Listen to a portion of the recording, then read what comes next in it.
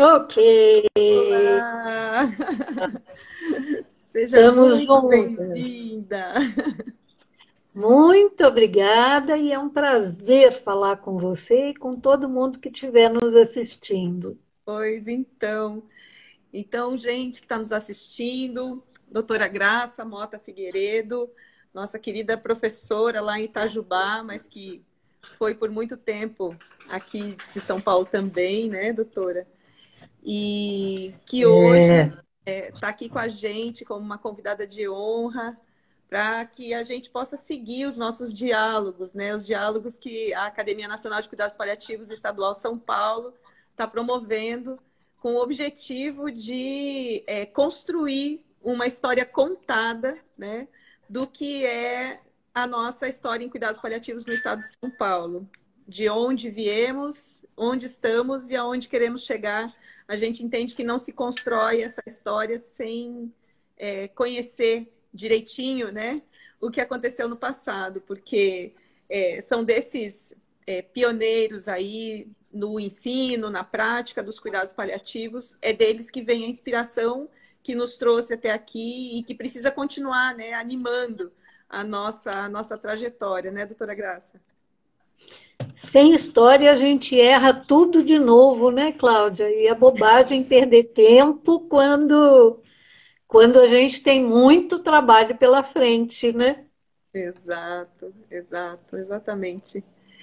Então, a ideia hoje, né, é que a gente possamos nos valer, né, da preciosa memória que a Graça tem aí para compartilhar com a gente essas histórias, né? O objetivo dessa live é que a gente resgate um pouco, através da Graça, um pouco da história do Dr. Marco Túlio, que Uhum, foi uma inspiração, né, para toda uma com geração certeza. de paliativistas que deram início a esse movimento no Brasil e no estado de São Paulo, em especial, a partir dessas memórias, né, do início da trajetória do Dr. Marco Túlio, também começar a construir a história do ensino em cuidados paliativos Uhum. no Brasil e no estado de São Paulo, até que a gente chegue na história atual da Graça e suas atividades de militância em relação ao aumento, né, à É, ampliação do ensino em cuidados paliativos na Universidade de Itajubá, onde ela está atuando hoje, mas emitindo, né, tentáculos aí pelo Brasil inteiro, pelo Brasil afora.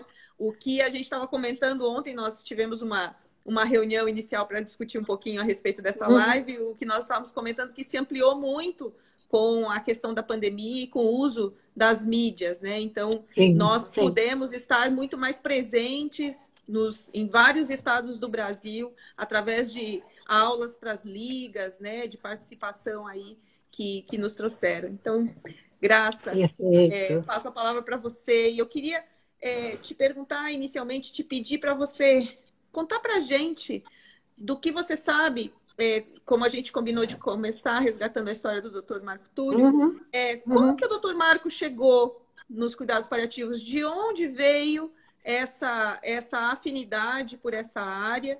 E como foram esses primeiros passos e quais foram as pessoas Uhum. que compuseram aí essa história? Ô, Cláudia, bom, eu primeiro quero agradecer muito à NCP por essa iniciativa, né? Acho que manter a história viva e presente, além de ser um ato de justiça em relação àqueles que chegaram primeiro do que a gente, né? É realmente uma forma de calçar o caminho dos mais jovens de tal maneira que eles não precisem errar tanto quanto, quem sabe, a gente errou por estar muito no início, ou os pioneiros erraram por estarem muito no início, né? Então, cumprimento e agradeço a NCP na sua figura por essa iniciativa, né? Enquanto o Marco era vivo, você não tem ideia de quantas vezes eu pedia para ele escrever a história dos cuidados paliativos, que até aquela época não tinha praticamente nada consignado, porque eu dizia, não é só que você conhece, é que você viveu essa história, e é tão diferente, viveu e vive essa história, é tão diferente a história ser contada por alguém que viveu, muito mais vivo, inclusive, a fala, do que por alguém que recebeu essa história só, né? E ele, e no final acabou, essa brincadeira acabou rendendo um bom período de diversão, porque eu comprei, acho que cheguei a comprar três gravadores, porque ele não gostava de um, não gostava de outro, não gostava de outro. Acabei comprando três gravadores que eu me lembre para ele. Comprei um caderno todo, porque ele gostava de escrever, todo metido, todo, e ainda dois alunos meus que eram, hoje já não estão mais na faculdade, mas que faziam parte da liga e do projeto que a gente tem aqui, muito entusiasmados com cuidados paliativos e muito sérios, consegui que eles topassem fazer a transcrição, porque o Marco gostava de escrever ou, no máximo, falaria. E depois fazer a transcrição, pois olha que essa história não saiu do papel, não saiu da. Eu tenho até aqui em casa, aliás, está aqui do meu ladinho, aqui onde no meu escritório, está aqui um bendito do caderno com umas 4 folhas escritas com a letrinha dele, mas não saiu daí, né? Não Não saiu era de lá. para ser. Não. Talvez ele fosse aquele de viver e não de contar, né? Mas, Cláudia, então agradeço muito a vocês por esse convite e vou me esforçar ao máximo para ficar à altura do que vocês querem e do que já foi a primeira, a primeira gravação de vocês, né? Como é que o Marco chegou nos cuidados paliativos? O que ele contava era o seguinte: ele foi um patologista, por sinal muito conhecido no Brasil e no exterior, ele é autor de uma técnica de coloração e de exame em patologia que é usada até hoje. Ele acabou se especializando em oncologia óssea, né? Ele acabou não ficando exclusivamente nessa área, mas ele era citado no mundo todo como um grande conhecedor dessa área. E ele até tinha uma coisa, eu não sei se todo mundo sabe disso, eu, pelo menos, nunca tinha ouvido, visto ou sabido de um patologista que fazia o que ele fazia. Quando ele recebia uma lâmina, um fragmento de biópsia, por exemplo, antes de processar o fragmento, ele ia até a enfermaria, sentava com o paciente, fazia ele mesmo a história clínica, sem se preocupar com tudo que já fora escrito no prontuário do paciente, só depois é que ele descia para ver a lâmina ou a peça cirúrgica, né? E ele dizia, e eu achava isso extremamente interessante, ele dizia que se ele fosse olhar só uma peça, sem saber de onde essa peça teria sido retirada, ele perderia um grande número de informações só pela falta de contato com o paciente, né? Então, eu acho que ele já era um paliativista muito antes de ser, né? Mas ele conta, e ele deu aula praticamente a vida toda na Unifesp, né? A Unifesp foi a casa dele o tempo todo. E ele, quando se aposentou, aos 70 anos, Diz ele que 2 anos depois, convidado para um congresso de patologia, eu acho que era de patologia, e ele foi para falar, era assim, ou de oncologia, eu acho que foi isso, um congresso de oncologia, que acontecia inclusive em Florianópolis. Ele foi convidado para 3 palestras, fez as 3 palestras dele e depois saiu procurando o que fazer até encontrar uma salinha, segundo ele, a menor do congresso todo, com o menor número de pessoas que ele tinha visto no congresso, ficou curioso e entrou. E aí eu queria muito que ele é que estivesse contando essa história, porque o olho dele brilhava de uma tal maneira quando ele contava, e a voz dele ficava realmente emocionada. Eu acho que ele voltava mesmo naquele encontro, né? Então ele disse que tinha meia dúzia de pessoas ouvindo uma enfermeira falar de uma coisa que ele nunca tinha ouvido falar até aquele dia, que se chamava cuidados paliativos, e que ele ficou absolutamente tocado pela. E aí continuou naquela sessão enquanto teve gente falando de cuidados paliativos. Participou, depois ele contava que na parte social do congresso ele foi conversar com essas pessoas, fez contato, era o que ele fazia sempre, né? Logo em seguida, ele aí voltou para casa, mergulhou no, tinha mais tempo, mergulhou no estudo daquela história nova que ele não conhecia, e logo em seguida ele foi para a Inglaterra e conheceu a Cícia de Saunders, conheceu as pessoas que rodeavam a Cícia de Saunders naquela época, e ele dava uma importância muito grande ao Dr. Derek Doyle. Eu acho que eles, eu acho não, por tudo que ele me contava, os dois se gostaram muito, se entenderam muito. Eu não conheço o Dr. Doyle pessoalmente, mas pela descrição dele, eles deviam ser muito parecidos mesmo, né? Por isso, talvez, tanto que logo em seguida a essa primeira viagem dele, num congresso também a que ele foi justamente o momento em que foi criada a IASP, né? A Organização Internacional, e ele foi, de Cuidados Paliativos, e ele foi o representante do Brasil por 3 mandatos consecutivos. E aí ele conta uma história também muito curiosa.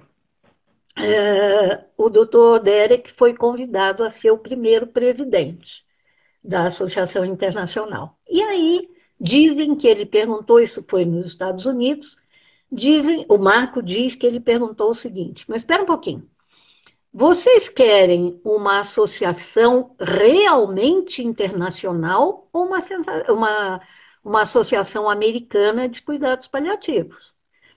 Porque se for realmente uma associação internacional, nós vamos tomar muito cuidado para não sairmos por aí ensinando para as pessoas como fazer cuidados paliativos em 2 países com recursos financeiros muito grandes, né?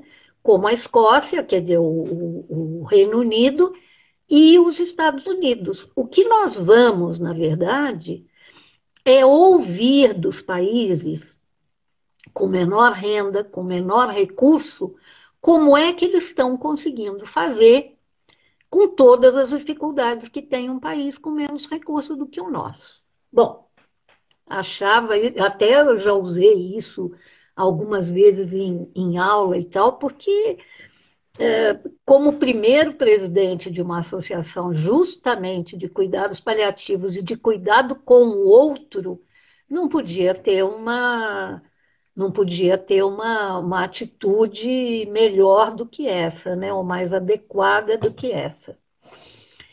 Quando então ele viajava muito naquela época, e em 74, 1974, ele voltou para a Unifesp como professor voluntário e criou lá o primeiro curso de cuidados paliativos, né? Junto com o diretório acadêmico, os alunos que o estimularam, inclusive, a criar primeiro um curso de tanatologia e logo depois um de cuidados paliativos. E aí ele adorava contar uma história que eu já ouvi também numa palestra do próprio Toshio. Diz ele que no fim da primeiríssima aula, da primeira turma que ele formou na Unifesp, chegou para ele um japonês jovem, muito simpático, muito falante, era assim que ele definia o Toshio. E se apresentou, disse de onde ele era e perguntou para o Marco Túlio: Ah, professor, eu quero muito fazer cuidados paliativos. Como é que eu faço?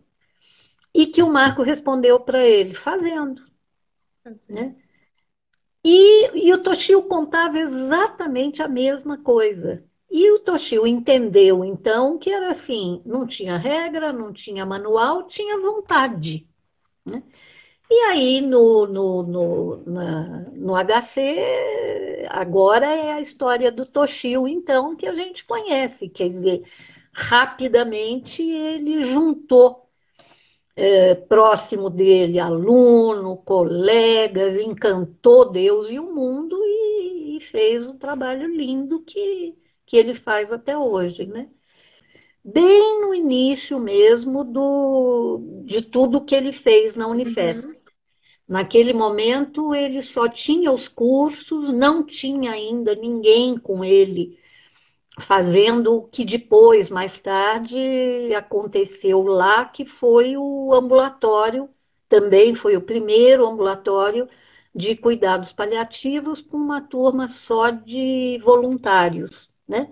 Uhum. E a grande maioria das pessoas que continuam hoje em cuidados paliativos trabalharam com ele no ambulatório, né? Nesse ambulatório da Unifesp, com visita domiciliar. E aí ele tem uma tonelada de histórias das visitas domiciliares dele com as pessoas que iam com ele, né?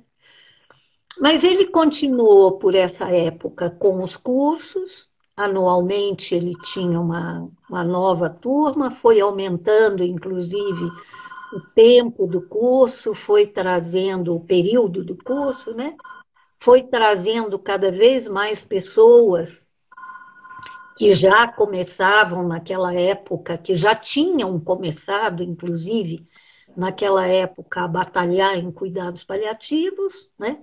A partir da primeira pessoa que ouviu falar no Brasil de cuidados paliativos e que trouxe para cá, pela primeira vez, uma iniciativa.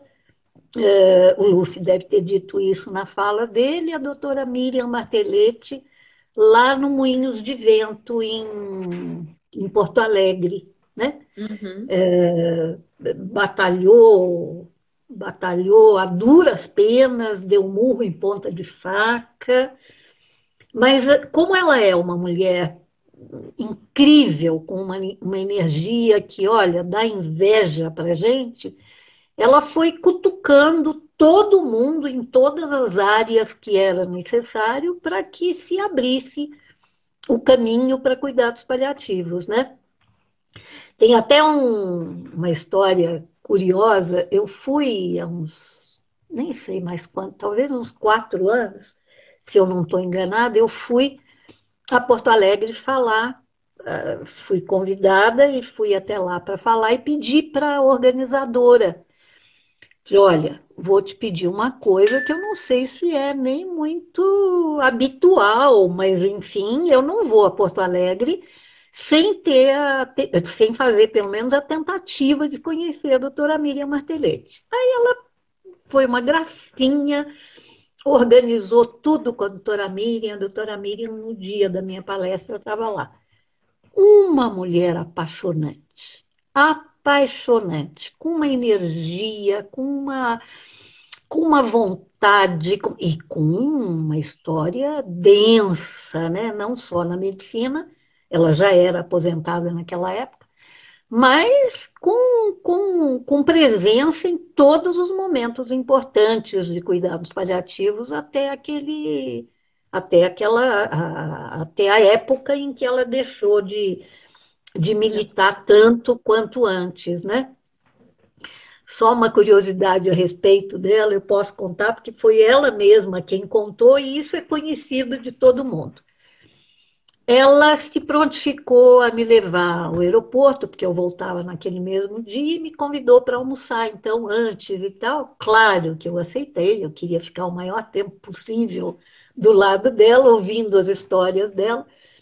Mas aí ela me falou, só que você não leva susto não, porque eu sou uma motorista horrorosa. Eu não sei dirigir. Ah, você nunca acredita nisso, né? Quer dizer, não, não deve ser assim, né? Era, era. Você não sabe o quanto eu rezei durante o tempo todo que a gente ia para o restaurante, que depois ela me deixou no aeroporto, né? Mas olha, se não fosse aquela pessoa encantadora, por quem eu já estava apaixonadíssima, eu acho que eu tinha pedido para ela parar e pegava um táxi, você sabe? Porque, olha, ela tinha razão. Ela é realmente uma motorista horrorosa, mas um amor de pessoa. Mas, enfim, voltando para o Marco, ele continuou com os cursos até que tinha gente suficiente para topar junto com ele abrir um ambulatório de cuidados paliativos lá na própria Unifesp, né? Doutor Antônio Carlos deu todo o apoio para ele, sempre foi assim, sempre abriu as portas da clínica médica para todas as iniciativas que partiram dele. Anos mais tarde, quando eu já era casada com o Marco, eu também conheci esse lado do professor Antônio Carlos, porque dava realmente, e aí era para nós dois, todo o espaço do mundo para trabalharmos com os cursos, né? Nós chegamos a ter, a voltar a ter lá dois cursos optativos correndo em paralelo, um de tanatologia e um de cuidados paliativos, e isso durou por muito tempo até que a gente veio para Itajubá, né? Nesse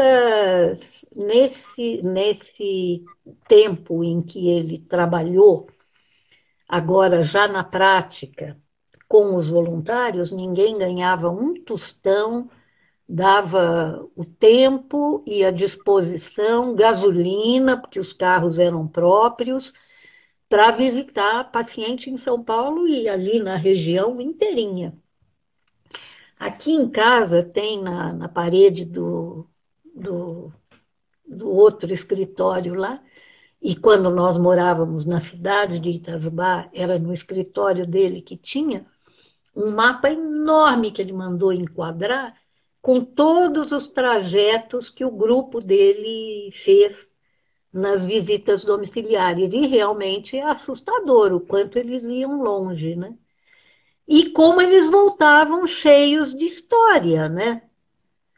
Tem uma em especial que pode ser até que já tenha muita gente ouvido, porque ele adorava essa história. Era uma paciente que ele chamava da noivinha dele. Eu não me lembro exatamente, eu não tenho certeza exatamente qual era a doença da paciente, mas eu tenho um ruído aqui que era câncer de mama, mas não consigo jurar por Deus. Mas seja lá como for, ela já estava em período de terminalidade e ele, durante o tempo todo, acompanhou até com bastante frequência. E segundo ele, ela era muito serena, estava muito bem, vamos dizer, resolvida. Eu não gosto muito dessa palavra, mas vai lá, resolvida com a própria doença. Tinha uma filha, tinha uma história de vida muito bonita, uma história familiar, inclusive, muito bonita. Aí ele contava todo todo, como é que chama? Todo sorridente, Todo ele fagueiro, contava. Ah, todo fagueiro, eu estava todo querendo fagueiro. achar uma palavra desse tipo. Ele contava que ela dizia para ele que tinha se apaixonado por ele, que queria casar com ele ainda antes de morrer. E que ele então disse para ela por que, que eles não podiam, naquele momento então do contato deles, por que, que eles não podiam se chamar de noivos, serem noivos. E ele já, imagina, né? Aquela sedução toda que você conhece muito bem, imagina se não ficou felicíssimo de propor noivado para a paciente dele. Bom, e aí eles se chamavam de noivo e noiva, e diz ele que a partir daí as visitas domiciliares, ele se sentava do lado dela num sofá da sala e eles ficavam de mãos dadas e ele ficava escutando todas as recordações dela e ele dizia que ela era assim uma ótima contadora de histórias. Ele dizia também que ela era uma mulher que dava a impressão de ter sido linda na juventude. Um dia até ele fez com que a filha fosse buscar uma foto dela quando mocinha, e como os dois tinham mais ou menos a mesma idade, o Marco disse que realmente é a mulher mais bonita que ele viu em toda a vida dele quando moça. E que continuava sendo ainda uma pessoa muito bonita, muito distinta, muito elegante, extremamente sedutora. Ele contava, inclusive, as conversas dela e ela era coquete. Coquete era a palavra que ele usava, né? E, e que assim eles foram durante todo, nas visitas dele, durante todo o período em que ela foi piorando. E foi piorando gradativamente, mas não perdia a serenidade. Diz ele que na última visita deles, ela pediu ela perguntou se ele conhecia uma determinada música, ele disse que sim, e ela perguntou se ele poderia gravar para ela a música. Ele gravou, levou para ela, diz ele que era uma fita cassete ainda, levou a fita cassete e ela passou a ouvir. Quer dizer, ela ficou com a fita para continuar ouvindo, e a filha, depois que ela morreu, disse que ela ouviu uma vez só, mas ficou muito melancólica e não quis mais ouvir. E a música, enquanto eu estava falando com você, a música sumiu da minha. Eu me lembro e volto a te falar, mas uma música bonita, linda, linda, linda, antiga. Ele dizia do nosso tempo, mas muito bonita, muito romântica, inclusive a música. Bom, e essa ele chamava da minha noivinha, né? Eu me lembro dele em tudo quanto era palestra, dar um jeito de colocar essa paciente dele chamando de minha noivinha, né? Porque ele dizia que eles acabavam noivando mesmo até o dia que ela morreu e a filha avisou para ele que ela tinha morrido. Eu não sei bem como é que os céticos, né, quando ouvem uma história como essa,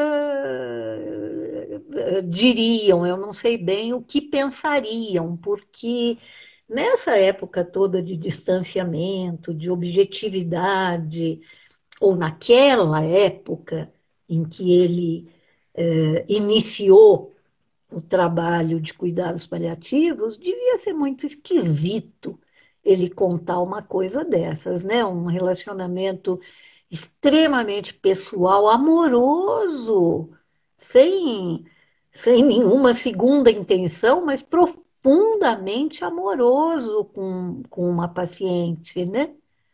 Essa história, né, Graça, remete muito à história que a Cicely Saunders teve Ah, também, né, hum, com o com o David paciente o Hartman, Anthony, né? né? o Tasma não foi tanto, né? Mas ela tem um outro paciente depois, Ah, é que é um verdade. paciente que ela conta, eu cheguei Verdade. a ver uma entrevista dela contando, ela mesma contando, né? Que ela se apaixonou por aquele paciente, né? E ela Uhum. faz até uma cara assim de que joga a primeira pedra, né? Quem quiser, Esquece, quando né? ela conta, né? E foi, na realidade, dessa relação afetiva, amorosa mesmo, que não envolve para Sim, além, né, sim, desse amor sim, sim. que pode nascer entre duas pessoas, né?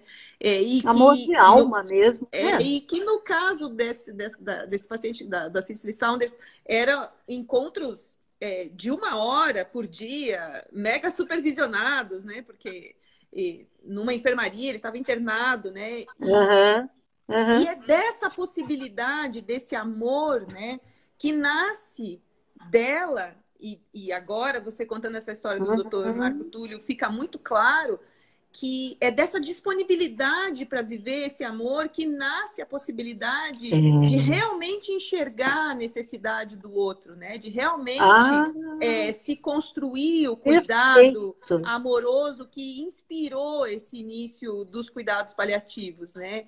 Então, hoje nós bebemos dessa fonte, nós tentamos reconstruir e dar nomes bonitos para esta coisa, né? Uhum, Medicina uhum, centrada na pessoa, medicina uhum, narrativa, né? Nós uhum. botamos, cientificamos, né? Toda É, essa é, questão, e eu é. acho que isso é necessário, mas entender que foi de uma relação amorosa, né? De fato É, é. amorosa, de amor de um ser humano pelo outro, que Uhum, nasce uhum, essa questão do cuidar, né? Então, quando a uhum. Cissy Saunders diz assim, nenhum sofrimento é insuportável quando alguém cuida, é quando alguém cuida deste jeito, Sim, sim. deste E não tanto. só com técnica, né? Que Não, oferece a própria pessoalidade do profissional ao paciente, né? É sim, quando. Também acho que isso tem que ter, na minha visão, tem que ter uma maturidade claro. muito grande, uma profundidade muito grande, porque isso não é exclusivamente amor, mas é amor, né?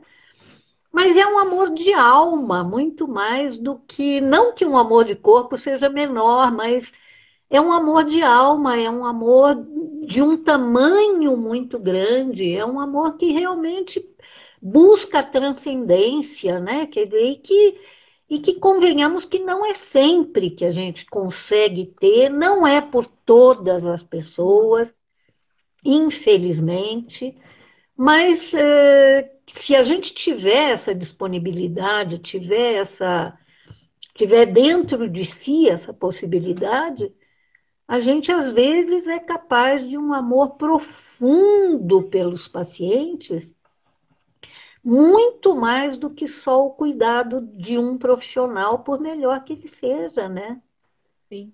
E eu acho que assim, o Dr. Marco Túlio é lembrado, né, pelas pessoas que foram contemporâneas e tiveram o prazer de conviver com ele por mais tempo. Ele é lembrado como uma grande inspiração e um grande mestre conselheiro mesmo, né, que tinha essas Sim, sim, palavras de sim, sim, orientação, né, e não sim, necessariamente um compêndio de literatura, né? Não era isso, né? As sim, pessoas não, era tão lembram vivencial, dele né?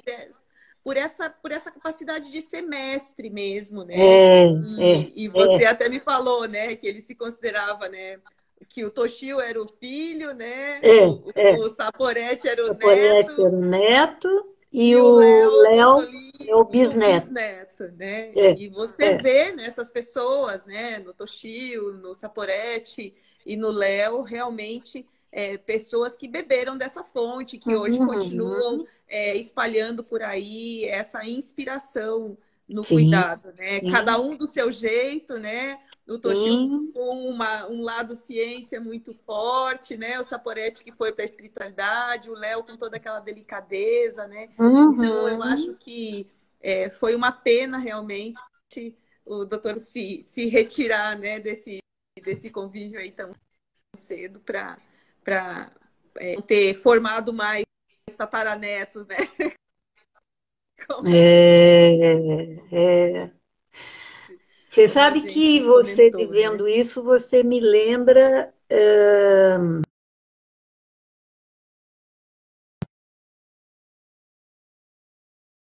de um fato no velório até dele. Ele ficou doente e morreu com um espaço de tempo muito curto, né? Ele veio a São Paulo para ser membro da banca de mestrado de uma enfermeira de quem nós gostávamos demais, demais, demais, demais, demais, e que tinha sido aluna dele até. Uma pessoa muito querida e uma belíssima de uma enfermeira. Era novinha naquela época. E ele foi, e ela o convidou, claro, para membro da banca, e ele veio a São Paulo. A gente nunca viajava sozinhos, nunca. Nunca, nunca, nunca, nunca. Nós fizemos duas viagens, ou ele fez duas viagens só, sem eu estar presente, sem eu estar junto depois que a gente se conheceu e se casou. E essa foi uma das vezes porque eu estava com um paciente que tinha recém tentado suicídio, então não era prudente que eu ficasse longe. Ele entendia perfeitamente, ele saiu de casa cedo e às 6 horas da tarde, mais ou menos, eu já no consultório, a minha secretária bateu ansiosa na porta, a gente só pelo ouvido sabe que não é uma coisa normal, até porque ela não bateria na porta nunca, né? E eu saio para saber o que é, e estava o meu filho, que mora aqui em Itajubá comigo, do lado dela, e dizendo: eu vim te buscar, vamos para São Paulo. O Marco teve um problema que eu ainda não sei exatamente, mas a gente vai falando. Eu estou aqui com o contato da pessoa, você vai falando pelo caminho. E a paciente, inclusive, que estava comigo naquela época, naquele dia, naquela hora, foi de uma doçura, mas eu ganhei um tamanho de um abraço dela que é coisa que a gente não esquece mais. Bom, muito bem. Então, isso era exatamente no dia 7, tá aqui, ó. O meu calendáriozinho tá parado no 7 de fevereiro, né? Era o dia 7 de exatamente, 6 horas da tarde, mais ou menos. E a gente voou para São Paulo. Acho que meu filho voou mesmo, ainda bem que ele é um ótimo motorista, porque Não é acho que que nem ele a fez doutora tudo. Miriam. Não, viria de ônibus, eu preferia. E, enfim, nós chegamos, a história toda é mais complicada, mas, enfim, ele queria voltar, ele queria ficar em Itajubá e não em São Paulo. E aí, no dia seguinte, eu, com muito medo, porque ele perdeu a consciência no exato momento em que ele teve o derrame, quer dizer, eu mesma não o vi mais consciente, né? Então, tinha muito medo de trazê-lo de lá para cá. É uma viagem de, no mínimo, 3 horas e meia, mas enfim, eu sabia que era isso que ele queria e então não tive dúvida. Eu tenho que levar ele para casa, né? Para o nosso hospital aqui. E no dia seguinte, depois de muita peripécia, nós viemos para cá. Ah, e chegamos, afinal, no hospital. Ele já estava esperando, já tinha tudo preparado para ele e tal. E ele viveu ainda mais 13 dias, mas não voltou à consciência em nenhum momento. Embora eu tenha para te contar inúmeras situações em que o neurologista dizia que ele estava totalmente inconsciente, mas eu digo que não. né? Ele fez muitos gestos, muitos olhares, enfim, muitos movimentos que não eram de maneira nenhuma de quem tivesse totalmente inconsciente o tempo todo, né? Mas enfim, são essas coisas que a gente guarda para a gente, né? Sei lá. Ah, Também não posso dizer que sejam verdades, mas para minha alma ele se comunicou comigo inúmeras vezes durante esse tempo todo. Mas enfim. Ah, olha, vou ler aqui, é uma aluna minha, uma aluna queridíssima, Anique, que também tem uma história muito bonita para contar sobre ele, e ele está dizendo assim: lembro quando a vovó, a avó dela, cantou e ele abriu os olhos. A avó dela é uma senhora por quem ele tinha uma paixão incrível, porque era realmente uma mulher fantástica, maravilhosa. E muita gente da cidade foi vê-lo, muita gente, enquanto ele estava no hospital. O hospital abriu essa possibilidade. E a avó da Nick a Nick era minha aluna na época, a avó da Nick foi uma das pessoas que foi até lá e cantou para ele. Ela tinha uma voz fantástica. E a Nick tem razão. Ele abriu os olhos e procurou a voz de onde vinha. E fixou o olhar na avó dela por um tempo razoável, né? Histórias como é. Ai, que bom que você me lembrou disso, Nick.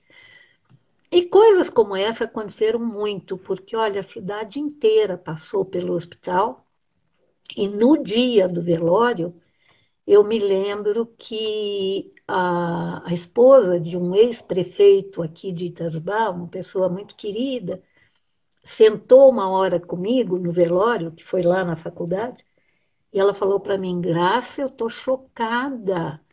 Quantos anos vocês moram em Itajubá? Nessa época fazia 4 anos. Falei, 4 anos? Ela falou, não é possível. Não é possível. E aí ela me mostrou, acho que eu nem tinha reparado, na verdade. O salão nobre da faculdade, onde foi o velório, estava forrado de coroas. Aí ela me levou lá fora e aí, foi aí que eu vi que os dois corredores laterais da faculdade, que são bem compridos, porque não cabia mais lá dentro, estavam cheias de coroa. Nem eu tinha visto tanta. Aí eu fui andando por todas elas para ver quem é que tinha mandado votos, enfim. E eu fiquei impressionada também, eu não tinha visto que era tanto. E aí ela me falou, Graça, eu sou daqui, eu já fui em velório de um monte de personalidades da cidade. Eu não sei se qualquer outra pessoa recebeu tantas homenagens quanto ele. Era ele, né? Era ele, não era uma pessoa qualquer. Quer dizer, minutos depois que alguém o conhecia, estava encantado com ele, né? O número de pacientes dele que chegou para mim contando mais uma história dele, que às vezes eu nem sabia, porque ele falava muito, contava muito das histórias dos pacientes, né? Pois eles chegavam com uma nova história que eu não tinha conhecido ainda, né? Foi, foi a passagem dele por aqui, provavelmente, como foi a passagem por São Paulo também, foi como é que eu posso te dizer? Foi aquilo que ele sempre soube fazer. Quer dizer, eu nunca vi uma pessoa mais aberta, mais transparente, mais generosa, mais.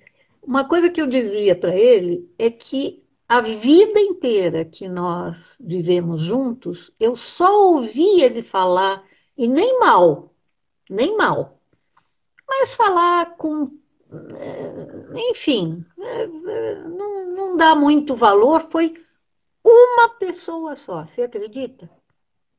Uma pessoa. E pelo contrário, eu que sempre fui mais bronquinha do que ele, e continuo sendo, era ele que me acalmava e dizia: calma, peraí, você não olhou por todos os ângulos, espera um pouquinho, a pessoa pode ter querido dizer outra coisa. Era preciso, né? Era É, preciso, né, Graça? Eu entendo que o universo conspira mesmo para que as coisas aconteçam. Eu é, acho que o cuidado paliativo nesse início de jornada precisava dessas pessoas inspiradoras, né? E você é uma pessoa com inspiradora por várias certeza. coisas, né? Você pode ser uma pessoa inspiradora por generosidade, disponibilidade, como era o Dr. Marco Túlio. Você pode ser uma pessoa inspiradora até por sua rigidez, no caso da Cicely Saunders, né? Você pode ser uma pessoa Uhum, inspiradora por conta da sua habilidade de narrativa, de fala, como o Dr. Derek Doyle, né? Então a gente tem várias pessoas muito inspiradoras e uhum. cada um com a sua E a alma, sua né? Com uma marca alma pessoal, única né? de uma Uhum, marca uhum, pessoal, exatamente. Então, eu uhum. entendo, né, Graça, que o Dr. Marco Túlio, na realidade, ele começa a sua trajetória dentro dos cuidados paliativos e segue até indo aí para Itajubá, daí já numa parceria com você, muito ligado à educação em cuidado paliativo, né? A Era a assistência, na paixão realidade, dele, né? a assistência nasce da necessidade que a educação tinha de ter um Uhum, campo de estágio, de ter um ambiente de prática, né, para essa uhum, teoria que ele foi buscar com tanta vontade, né, no início uhum, desse apaixonamento pelos cuidados paliativos. uhum. E você, Graça, e aí, como é que foi essa persistir, né, dar continuidade a esse legado? Porque todo mundo vê você como uma pessoa que dá continuidade realmente a esse legado, né? Mantendo essa memória viva que a gente está tentando agora transformar, né, em palavras nesse mundo Manter, digital para que fiquem gravadas e a é, gente possa é. resgatar isso sempre, né? Mas e como foi, né? Dar continuidade a isso e essa militância do ensino dentro dos cuidados paliativos, como que isso está até os dias de hoje? Conta um pouquinho para a gente começa assim, a se encaminhar para o encerramento, temos 10 minutos ainda. Eu queria ouvir agora um pouquinho mais de você.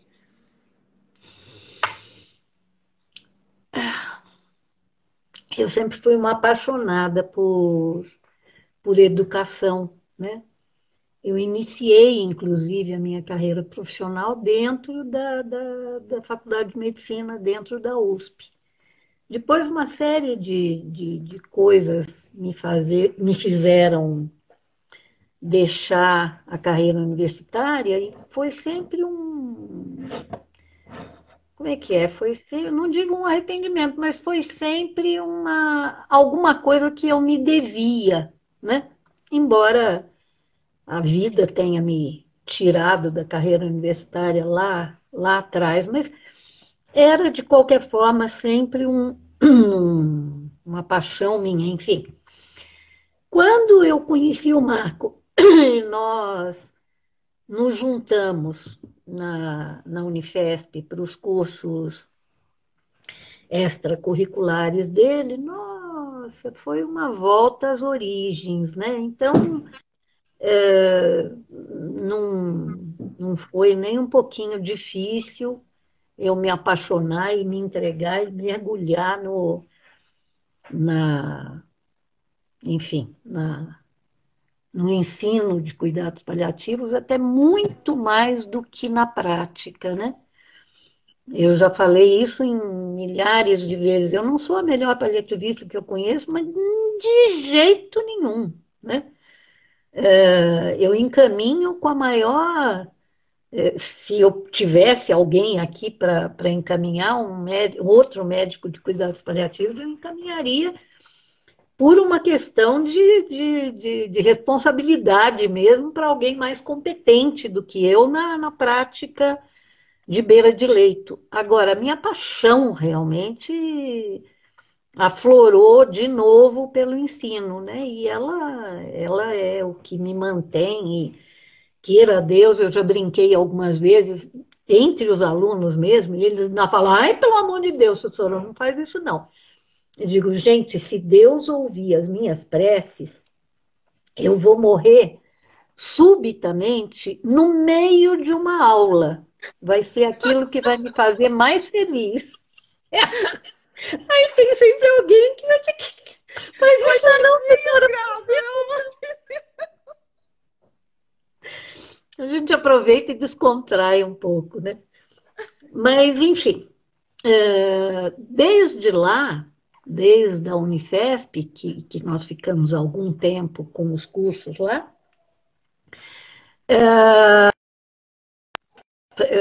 foi num determinado momento,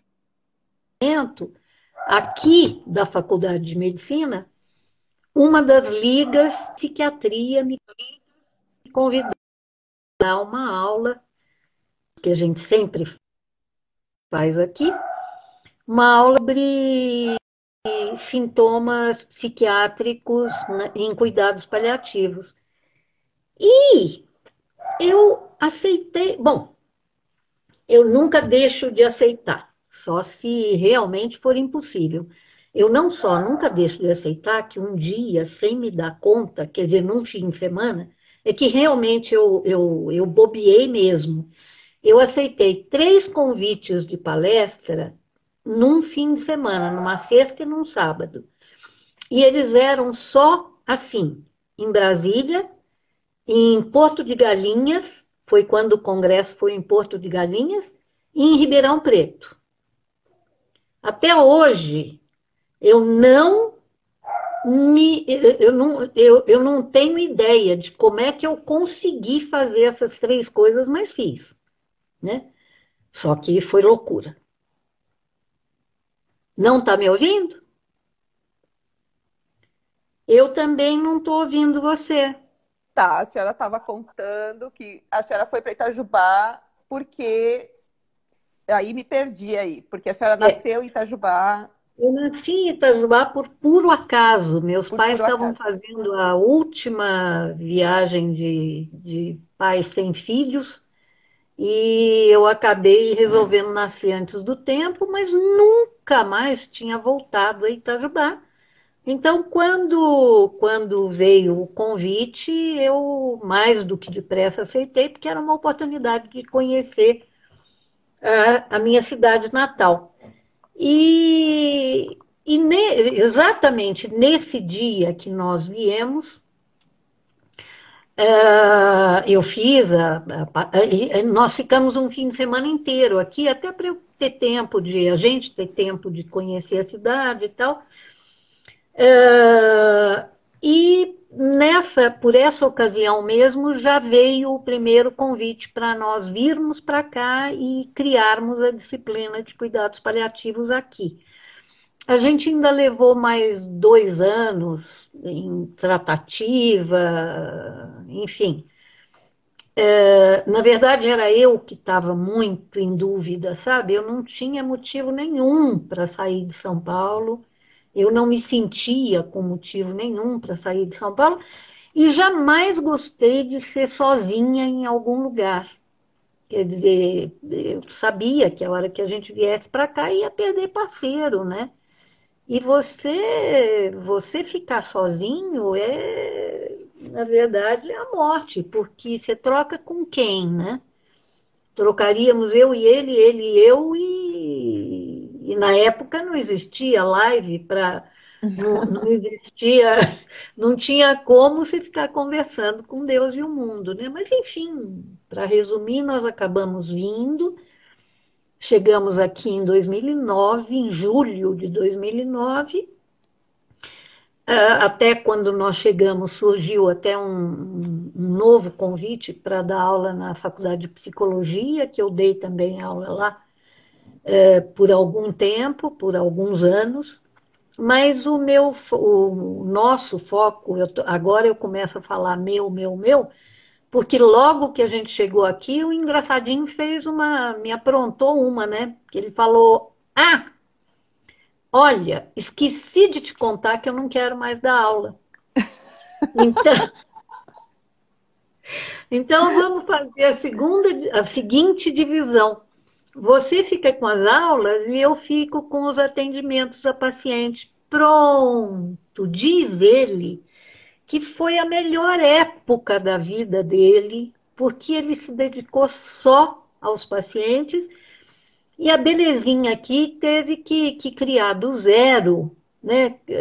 Puxa vida, dentro da faculdade, 3 anos seguidos, no primeiro ano, no segundo ano e no quarto ano, 3 disciplinas de cuidados paliativos. Sofri as penas do inferno, você não tem ideia. Pedi ajuda para Deus e o mundo que eu conhecia para pensar nos currículos e adaptar o currículo, um currículo que tem que ser multiprofissional a um curso só de medicina, quer dizer, olha, eu, ainda bem que uma parte desse sofrimento já passou, não todo, porque, olha, se teve, eu não sou de desistir de nada. Baixinho mete a cara onde tiver que acontecer. Mas olha, algumas vezes eu pensei em desistir.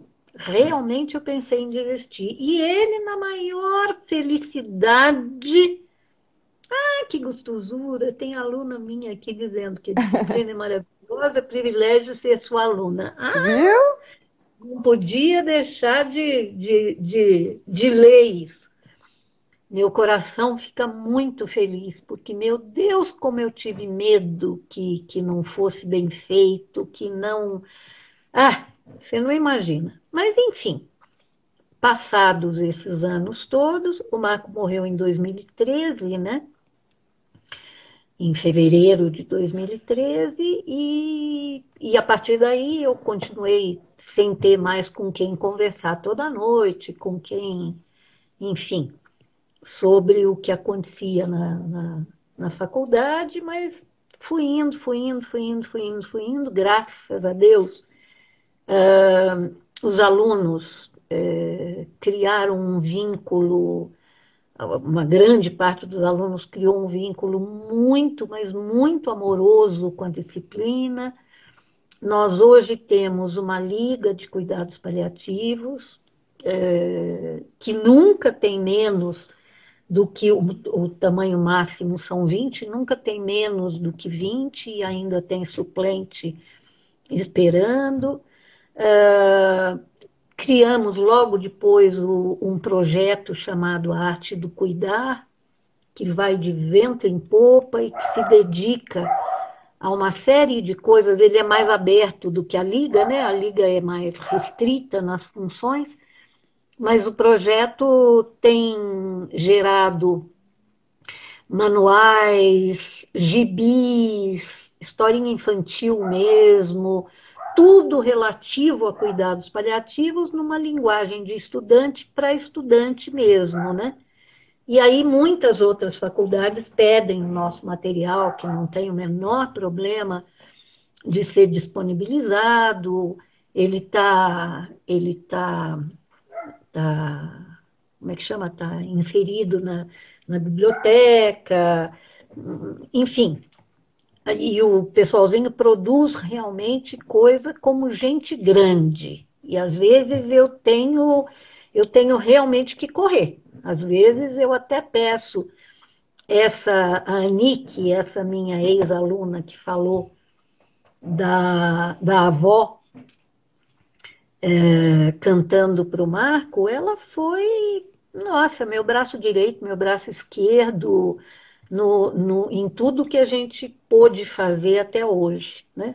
Hoje nós temos, o projeto aumentou muito, ele administra os estágios de cuidados paliativos que a gente vai conseguindo com todos os amigos.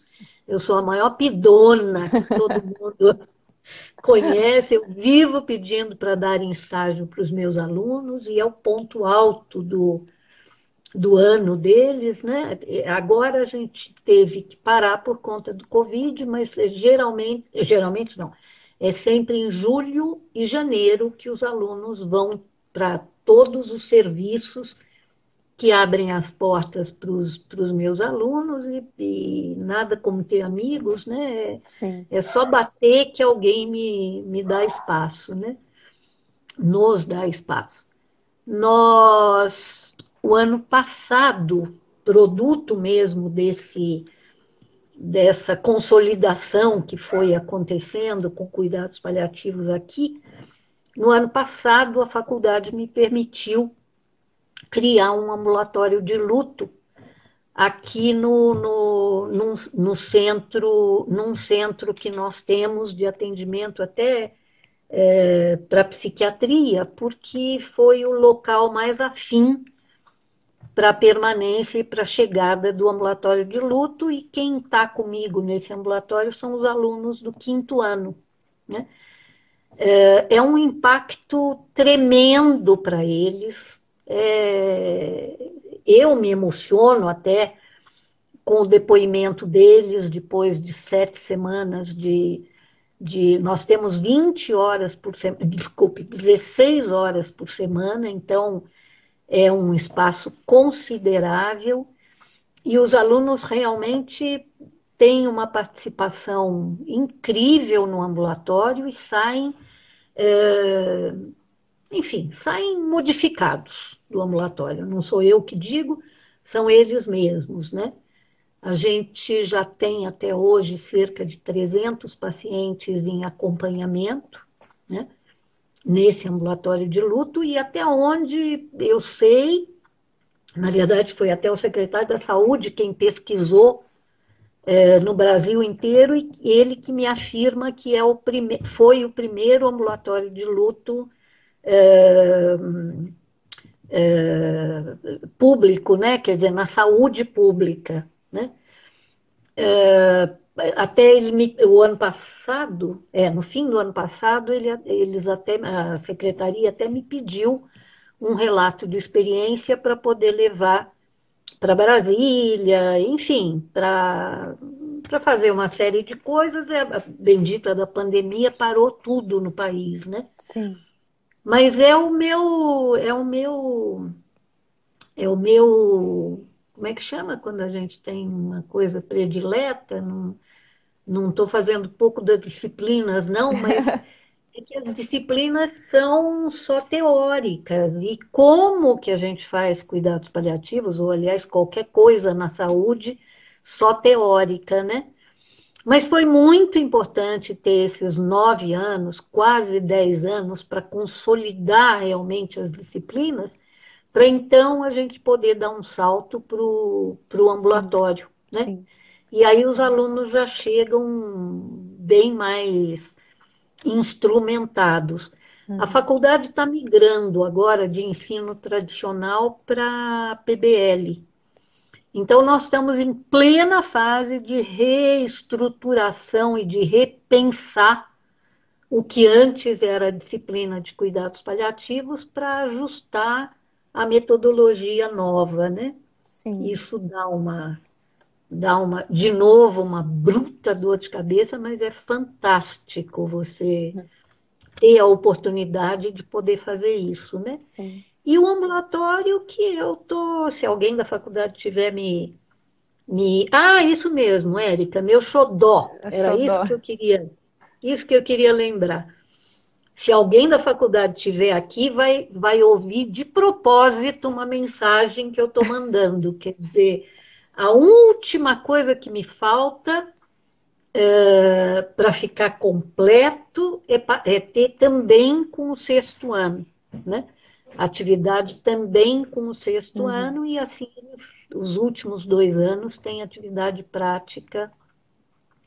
Vai ter em algum momento, porque é fatal que a gente vá também para o sexto ano, né? Não, não vai ficar só no quinto ano, é uma questão de. E as disciplinas, eu estou vendo aqui alguém perguntar se são obrigatórias, né? Todas elas, desde o início, chegaram como obrigatórias. Até onde eu saiba, quando elas começaram aqui, que foi em 2010, foi a segunda experiência no Brasil de cuidados paliativos como disciplina obrigatória. Como disciplina A obrigatória. primeira foi em Caxias do Sul, né, uns 2 anos antes da nossa aqui, que por sinal fomos até nós mesmos, o Marco e eu, que fomos para fazer o lançamento da disciplina em Caxias do Sul, né? E que existe até hoje, até onde eu saiba. E 2 anos depois, nós aqui na medicina, né? Em Itajubá. Em Itajubá, né? O que eu acho Ah, que você tá dando de recado, né, Graça? Eu acho que tem muita gente preocupada com a questão da educação em cuidado paliativo na graduação, é. e é que isso é um amadurecimento, né? Se você, com toda a Uhum. bagagem da Unifesp, com o nome, né, de vocês dois, do Dr. Marco Túlio, tiveram que ter todos esses anos de amadurecimento, né? E hoje ainda estão, a senhora ainda está vivendo, né? Desculpa a senhora de novo. E É, aí, e hoje aí, eu te Graça, puxava a você orelha. ainda está vivendo essa questão de estruturação, né?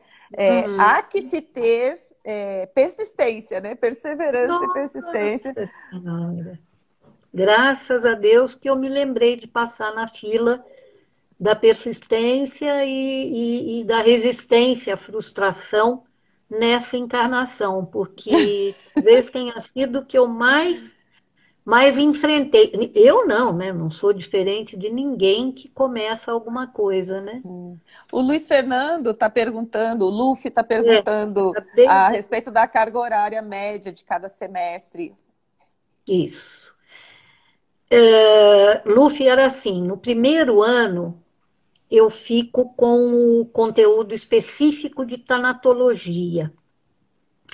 Claro que falo um pouco de cuidados paliativos, mas o meu objetivo maior é introduzir a questão da morte, introduzir a discussão a respeito do tabu que é a morte, tentando de alguma forma, a gente faz até teatro, tentando de alguma forma conduzir esses meninos, que têm 17, 18 anos no máximo, a um assunto que todo mundo faz o sinal da cruz quando surge em alguma conversa, né?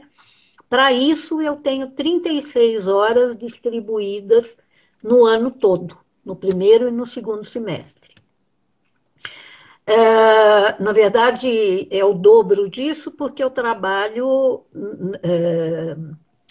com dois grupos de 40 e poucos alunos. Então, para mim, para o aluno, são 36 horas.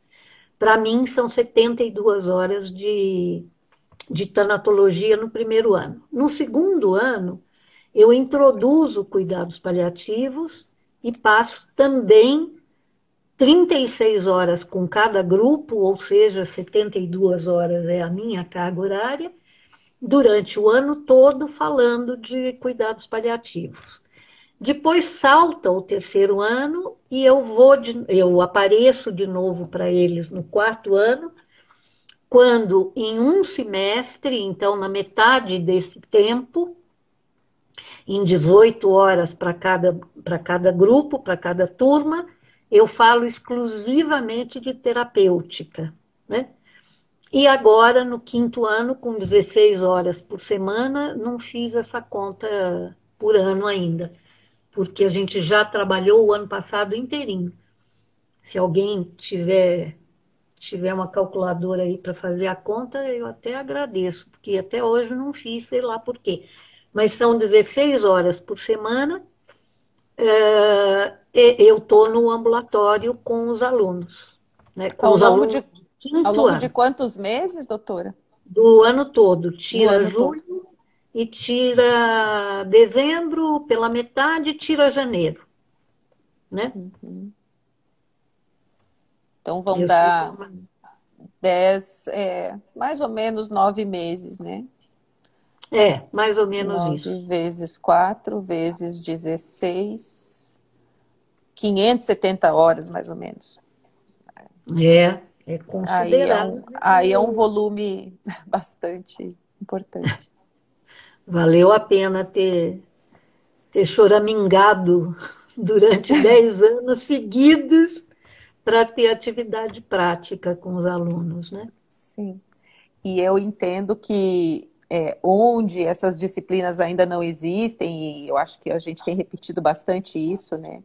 As ligas têm tido um papel muito Ah, importante, né, de fundamental. conseguir introduzir pelo menos algum tipo de conhecimento e com a possibilidade de congregar todos os cursos, né? Porque uma liga Sim, ela pode receber alunos da farmácia, da enfermagem, da medicina, da fono, da físio, enfim, criando inclusive um ambiente favorável, né? uhum, A esse uhum, trabalho em equipe, né? uhum, O Daniel, que é um enfermeiro lá de Uberaba, que uhum. é uma graça, ele criou o podcast agora, né? A Hora da Morte, e nesse Uhum. podcast ele justamente aborda essa questão, né? De como montar uma liga, como fazer ela persistir, como fazer ela Sim, sobreviver, né?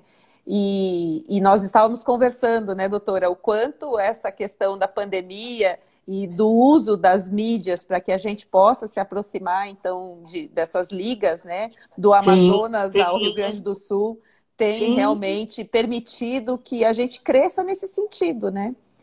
pois é, Foi um benefício, né, que aconteceu tanto para a gente sair da estrada quanto para as ligas conseguirem com financeiramente viabilizar certeza.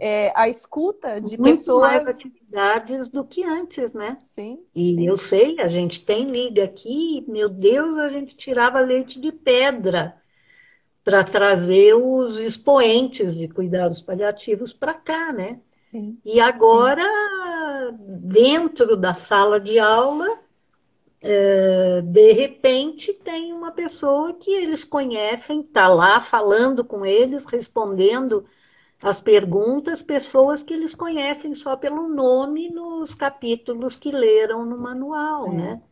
E quem Quer sabe dizer, avancemos também nessa questão da didática do ensino de cuidado paliativo, né? Quem sabe com não existam apenas ligas certeza, de alunos, mas ligas de professores, né? Onde a gente com possa, né? certeza, com certeza, com Essa poderia. certeza.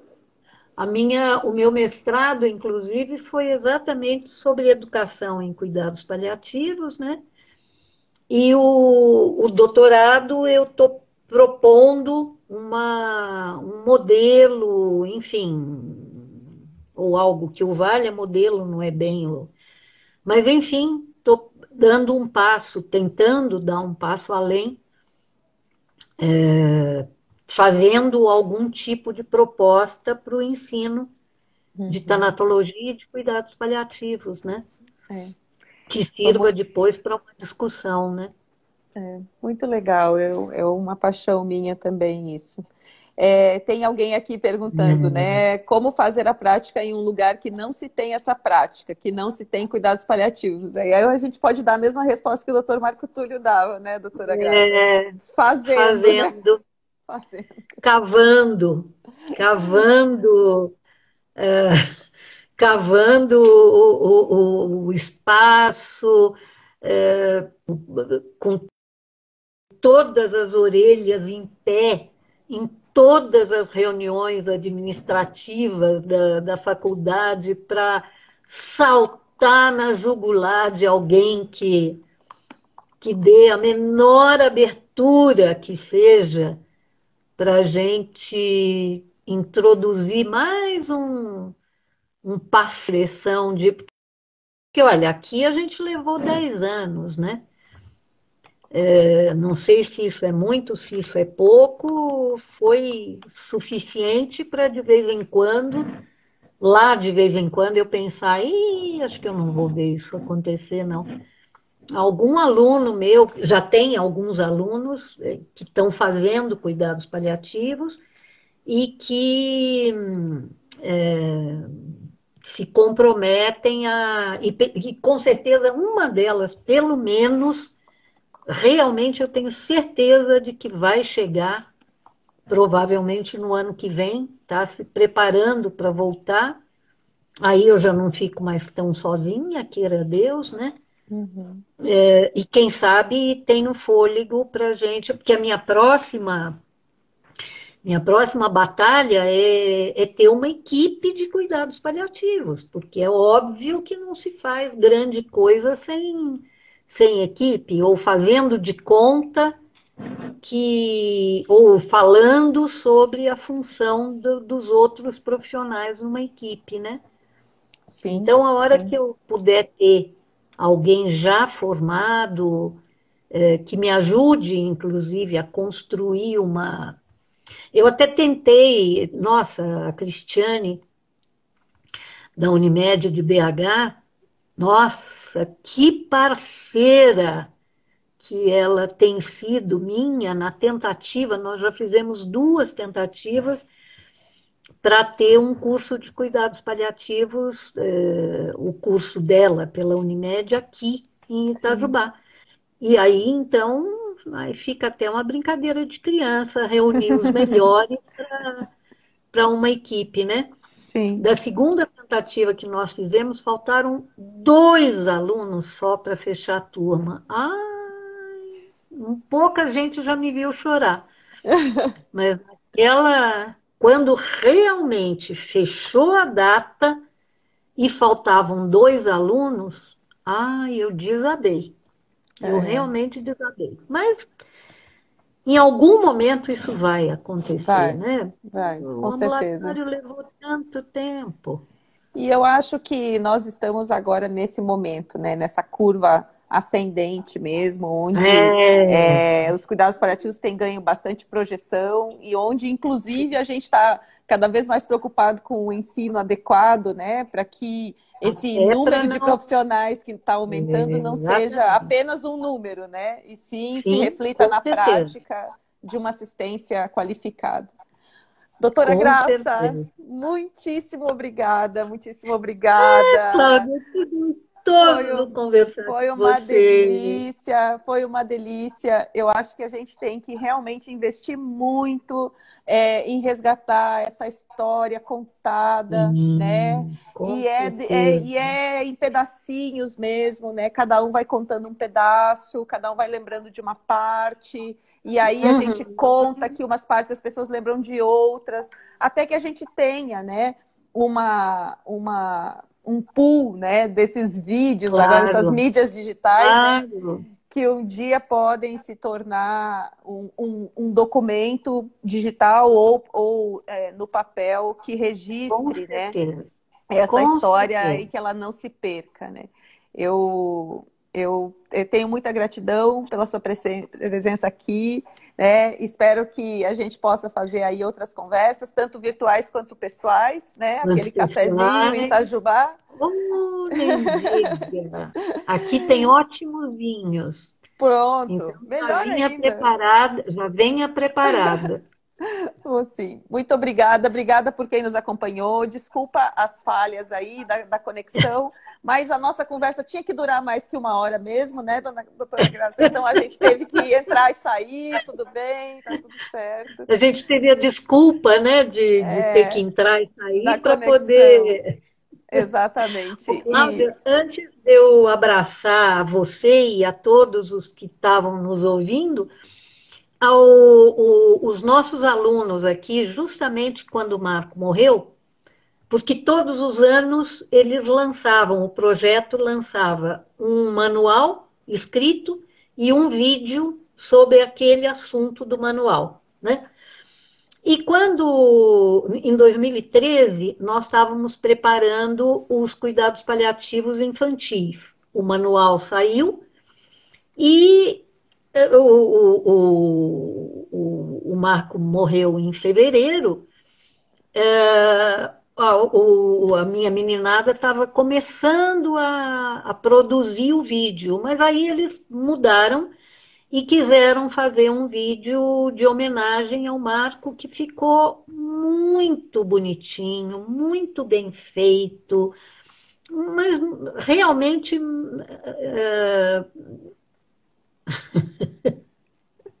estou vendo algumas coisas aqui e acabei de ver de uma pessoa muito querida minha.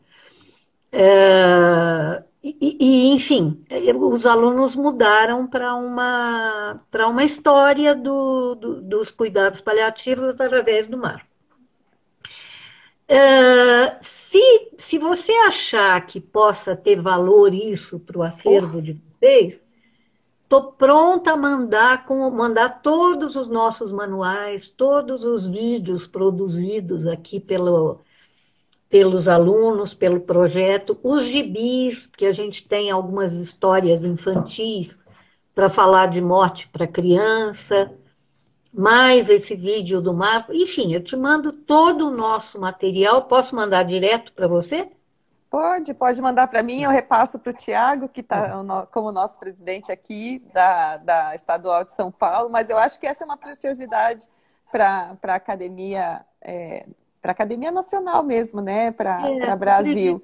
É Acho um que faz relato, né? parte, né? É muito, muito bacana. Estes vídeos de hoje também, né? E todos os que nós produzirmos nessa série de diálogos vão estar disponíveis no YouTube da academia, né? Porque fica, eu acho Ok. que numa mídia mais fácil de ser acessada, o É, YouTube, quando sim. você quer resgatar.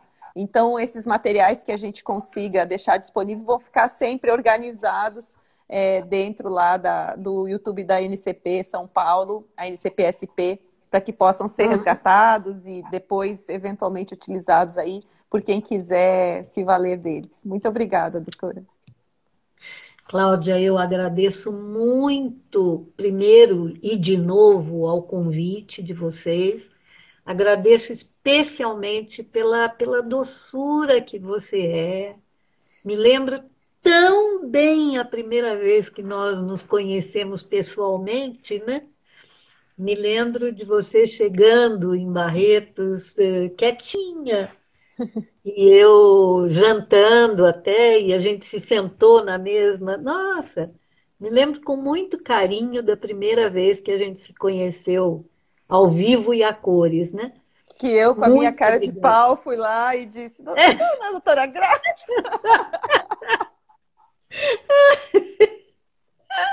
Olha, mas em matéria de cara de pau, acho que a sua não é nem de longe menor nem maior do que a minha, viu?